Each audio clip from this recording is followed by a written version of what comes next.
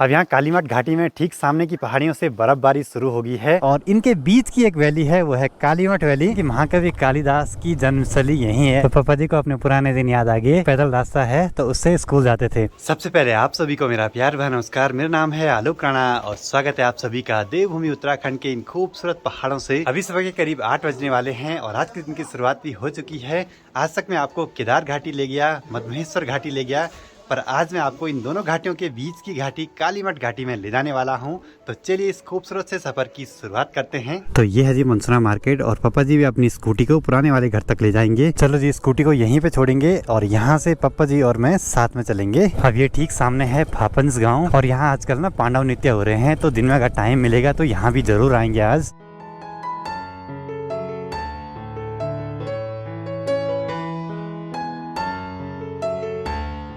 अब ये वाला पुल तो आपको याद होगा ही, जो कि बना है मंदाकिनी नदी पे और इसी रास्ते भगवान केदारनाथ जी की डोली अपने धाम को जाती है और यहीं से कुछ दिन पहले ऊखीमठ को आई थी डोली। और कालीमठ घाटी की ओर आगे बढ़ते हुए यहाँ पे एक पवित्र सा संगम दिखाई दिया है। ठीक सामने से जो नदी आ रही है वो है मधुगंगा नदी, जो कि मधमहेश्वर वैली से आ रही है।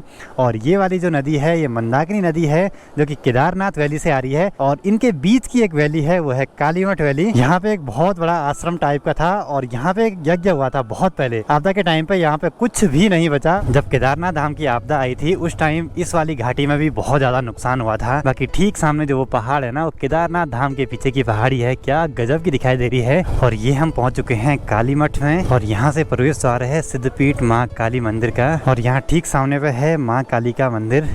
और आपदा के टाइम पे ना ये वाला एरिया भी बहुत तबाह हुआ था, लेकिन जो मंदिर था वो बच गया था। यही देवभूमि उत्तराखंड है। तो कभी आपको मंदिर के दर्शन करवाने के लिए भी जरूर जाएंगे। अभी तो हमको आगे जाना है। और ये देखिए पहाड़ी स्कूली बच्चे जो हैं स्कूल को रास्ता लग चुके हैं। अब इस घाटी में ऐसे ऐसे गांव हैं जहां रोड की सुविधा अभी तक नहीं है।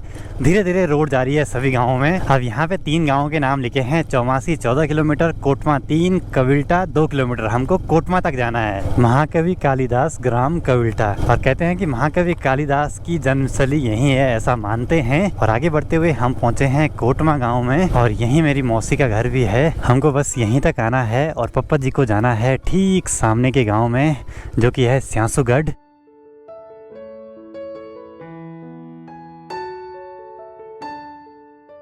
हम आए हैं कोटमा गांव में, यहाँ पे मौसी का घर है और यहाँ से ठीक सामने एक गांव है स्यासुगढ़, चंजल गोंबी बोलते हैं। मौसी का घर वहीं पे है। पापा जी को वहाँ कुछ काम है, पापा जी वो काम करके आएंगे। बाकी मैं तब तक यहीं पे रुका रहूँगा।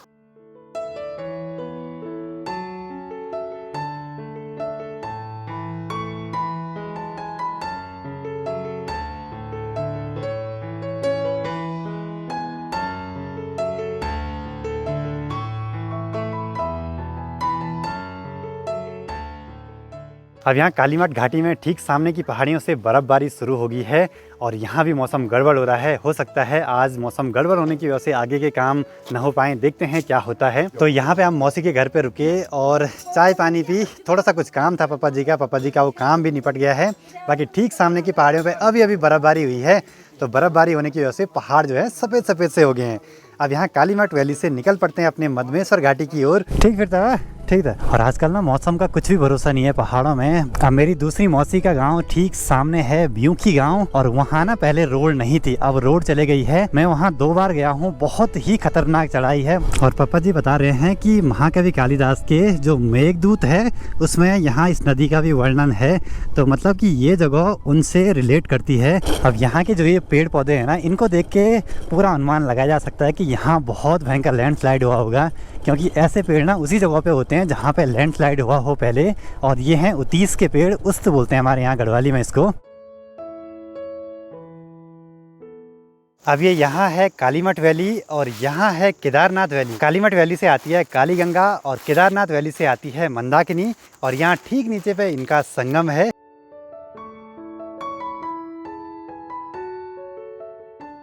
अब यहाँ इस संगम पे जो काली गंगा है वो मंदाकिनी नदी में मिल जाती है, लेकिन ये वाला जो संगम है ना वो सुनसान सी जगहों पे इन जंगलों के बीच में है। और सामने है मधुगंगा जो मधमेश्वर वैली से आ रही है। तो केदार वैली और मधमेश्वर वैली की नदियों का यहाँ पे संगम है। अब वैसे यहाँ से 2 रास्ते हैं, एक कालीमठ बैंड होते हुए और एक सीधे यहाँ से हम चुन्नी बैंड पे निकल जाएंगे जिस रास्ते हम आए थे।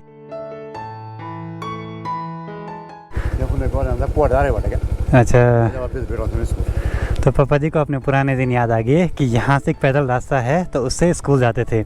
यहाँ पास में ये पानी का स्रोत है, वहाँ पे पानी पीते थे बोला।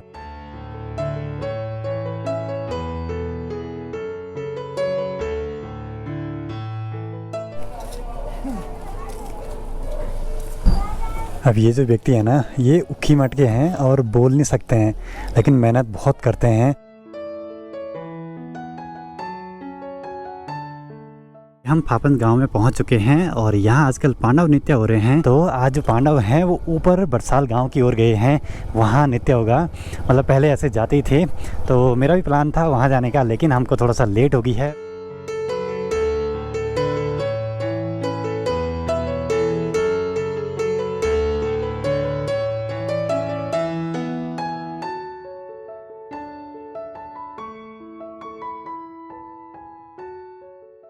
देखिए कालीमठ घाटी की ओर गए आज और हमें बहुत सारे नए नए नज़ारे देखने को मिले।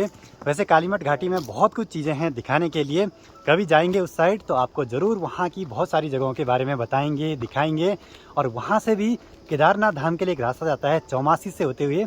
आपने रूरल टेल्स चैनल पे देखा होगा वो वाली वीडियो, लेकिन वो आम रास्ता नहीं है, थोड़ा मुश्किल सा रास्ता है, लेकिन वहाँ से भी कोशिश करेंगे कभी केदारनाथ धाम जाने की। मौसी ज़बरदस्ती कर रही थी कि खाना खा के जाओ, खाना खा के आ जाते तो अच्छा रहता है, क्योंकि यहाँ आए ना तो हम पांडव नृत्य देखने गए और न ही मौसी के घर पे खाना खाया।